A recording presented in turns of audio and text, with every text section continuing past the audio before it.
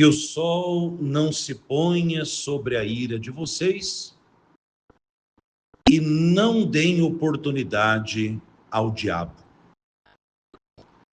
Não entristeçam o Espírito Santo de Deus, afastem toda amargura,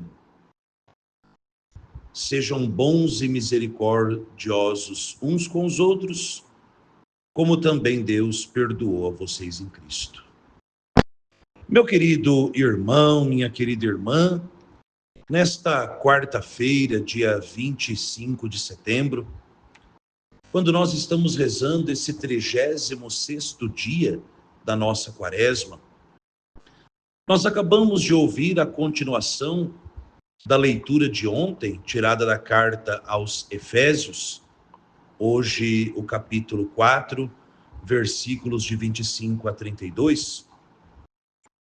E nós já aprendemos que a carta de São Paulo aos Efésios é um verdadeiro tratado, um verdadeiro catecismo sobre a vida nova que cada um de nós cristãos somos chamados a levar a partir do nosso batismo. Batizados em Cristo, somos uma nova criatura, as coisas antigas já se passaram, somos nascidos de novo. São Paulo exorta os cristãos da sua época e também nós, uma vez que a palavra é de Deus e Deus não passa, a sua palavra também permanece sempre atual, nunca é algo do passado, é sempre dirigida no tempo presente para nossa instrução e nossa salvação. São Paulo, então, exorta os cristãos da sua época histórica e nós hoje, cristãos, a vivermos uma vida que rompa tudo aquilo que não combina com a vida de um cristão. Então vejam, dessa lista de coisas que São Paulo nos propõe a abandonarmos, e é uma proposta em tom de ordem, é um imperativo, ou seja, ninguém aqui tem que pensar duas vezes, é obedecer mesmo, é a obediência da fé. O que eu acho mais interessante aqui é justamente esta frase de São Paulo que diz que o sol não se ponha sobre a ira de vocês, não deem oportunidade ao diabo. Que o sol não se ponha sobre a nossa ira. Ou seja, o demônio sempre age na escuridão. Ele nunca age nas claras. O demônio é o príncipe das trevas. E por isso São Paulo nos alerta que nós, por nada nesse mundo, optemos por ir para a nossa cama, para o nosso travesseiro, com a ira, com a raiva, com o ódio, com o pecado na nossa consciência. Que nós busquemos a reconciliação com Deus, com o próximo e conosco, antes mesmo de nos deitarmos para o nosso sono à noite. Reparem bem, quando nós vamos dormir motivados com a ira, com o ódio, com o pecado, o resultado é sempre ruim. Nós dormimos com um pensamento mau e despertamos com atitudes más. O nosso pensamento, ele muitas vezes se converte em atitudes. O demônio vai ali, manipulando o nosso pensamento, porque ele sabe que manipular o nosso pensamento, manipular o nosso sentimento, significa também manipular o nosso comportamento. Ele vai trabalhando no nosso ódio, na nossa ira, no nosso pecado, naquele defeito que nós precisamos combater e não combatemos.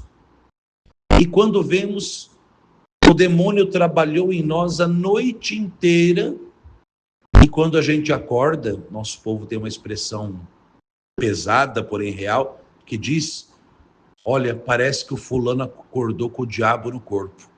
E é bem verdade, porque nós deixamos o sol se pôr sobre o nosso ressentimento. Ou seja, nós fomos para a cama, fomos para o repouso e ali fomos deitar, fomos repousar, não com o pensamento em Deus, no bem, na caridade, na verdade que é Cristo. Nós fomos deitar, nós fomos para o nosso repouso, fomos querer deixar para o outro dia aquele pecado, aquele ódio, aquele defeito, aquela ira, que a palavra de Deus mandou que a gente resolvesse antes de dormir. E justamente porque São Paulo ordena isso? Para que a gente não dê oportunidade ao diabo. A única coisa que o demônio precisa é uma brecha para entrar na nossa vida. A única coisa que ele precisa. Ele não precisa de uma porta que se abra 2 metros para cada lado. Não. Basta uma fenda, basta um buraquinho para que o diabo entre e faça todo e quanto tipo de desordem que nós podemos imaginar. Por isso, meu irmão, minha irmã, nós que estamos caminhando para o final desta quaresma de São Miguel Arcanjo, nós somos chamados a tomar uma postura diferente. Já disse isso em outros dias da quaresma e hoje não é diferente. É preciso que esta quaresma tenha nos ajudado e continue nos ajudando a viver um processo de cura, de libertação espirituais, que nos faça viver uma vida cristã mais coerente, mais corajosa, mais decente, que nos coloque de fato na linha de frente do combate contra o mal, unidos a Cristo, amparados pela graça de Deus, de mãos dadas com Nossa Senhora. Você e eu não podemos mais ficar dando brecha para o diabo, porque sejamos honestos, ele já fez tanto estrago na minha vida e na sua vida, não é? Por que continuar deixando brecha aberta? Para que continuar dando oportunidade para que o diabo continue destruindo a nossa vida, as nossas comunidades, as nossas famílias?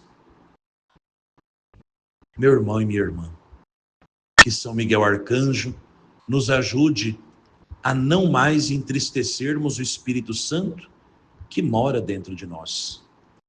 Ele que é nosso amigo, que é nosso defensor, doce hóspede da nossa alma, nosso advogado e paráclito, que nós sejamos amigos do Espírito Santo e procuremos dar alegria a esse Espírito Santo que mora conosco, que mora em nós.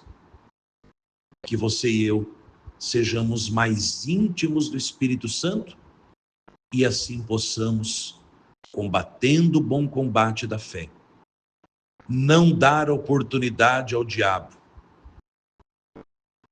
procurar a reconciliação com Deus e com os irmãos antes de dormir todos os dias, como diz o Padre Zezinho naquela canção tão bonita, a oração pela família, né? Que ninguém vá dormir sem pedir ou sem dar seu perdão. Você errou? Peça perdão, seja humilde. Peça perdão a Deus, peça perdão a quem lhe ofendeu. Você foi ofendido? Seja humilde. Peça o auxílio de Deus e perdoe de coração seu irmão. Não vamos continuar comendo o fruto amargo, nem do pecado cometido, nem do perdão negado. Que você e eu sejamos gente sábia, gente inteligente, gente que se deixe conduzir por Deus, gente que procure dar alegria ao Espírito Santo e assim, afastando de nós tudo aquilo que não combina com o Evangelho, nós possamos, no exercício da bondade, no exercício da misericórdia, sermos imitadores de Cristo, imitadores dos santos, porque ser santo é a nossa vocação.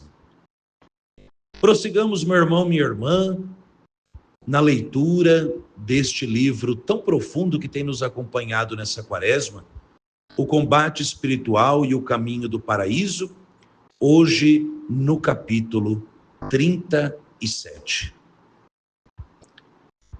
Claramente vimos como é preciso caminhar sempre para frente e nunca parar na marcha rumo à perfeição. Santa Teresa d'Ávila diz que no caminho espiritual, no caminho da vida de oração, deixar de rezar, parar de rezar um só dia que seja, significa voltar todo o caminho já percorrido. É para frente que se anda, meu irmão. Estejamos atentos em não perder nenhuma ocasião que se apresente para adquirirmos a virtude. Erram os que fogem, quando podem, das coisas contrárias aos seus gostos, pois estas lhes poderiam servir para se aperfeiçoarem. Se desejas adquirir, por exemplo, o hábito da paciência, não te deves afastar de algumas pessoas, ações e pensamentos que te movam à impaciência. Nem deves deixar nenhum dos seus trabalhos, porque te são molestos. Mas, conversando e tratando com qualquer pessoa que te cause aborrecimento, deves ter a vontade sempre disposta a suportar tudo que te puder advir de aborrecido e contrário. Isso é lógico, né?